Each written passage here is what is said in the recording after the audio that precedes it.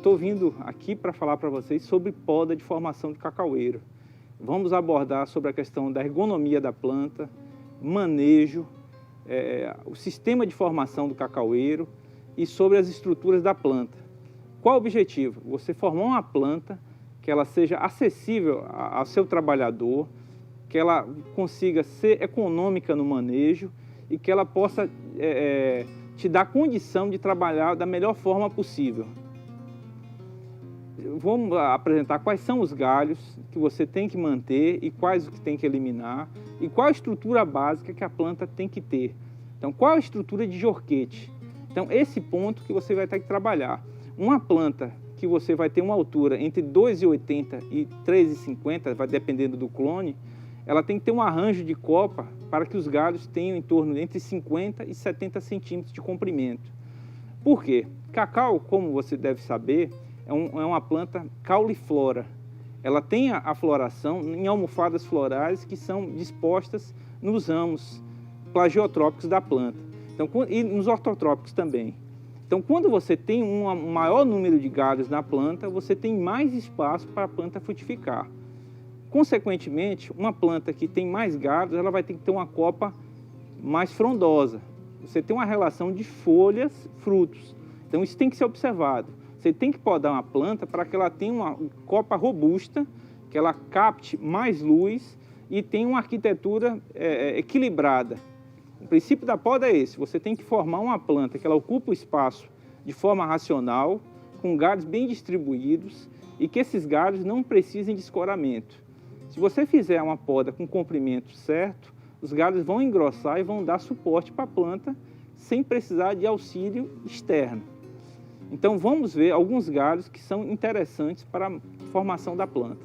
O serviço de poda já deve ser iniciado no primeiro ano após o plantio. Você deve verificar quais galhos vão ficar na estrutura da planta. Você deve eliminar qualquer galho que esteja crescendo de forma indefinitiva e eliminar superbrotações da base da planta. Então você vai buscar uma arquitetura que seja interessante para a sua planta futura, eliminando tudo que é desnecessário. Então você faz esse trabalho para ganhar tempo na formação da sua planta produtiva. Então você elimina galhos que estão crescendo como essa palma. O que acontece? Ela vai desenvolver demais e ela vai pender a planta para um lado. Você deve buscar sempre o equilíbrio da estrutura da planta.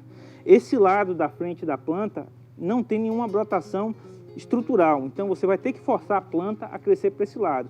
Então, esses parâmetros são definidos na poda. Então, se você deixar para depois, quando a planta estiver grande, você vai ter uma planta com estrutura ruim. Então, qualquer trabalho feito nessa fase vai garantir uma estrutura interessante para a sua muda, para a sua planta. Os primeiros galhos que devem sair são os galhos sobrepostos.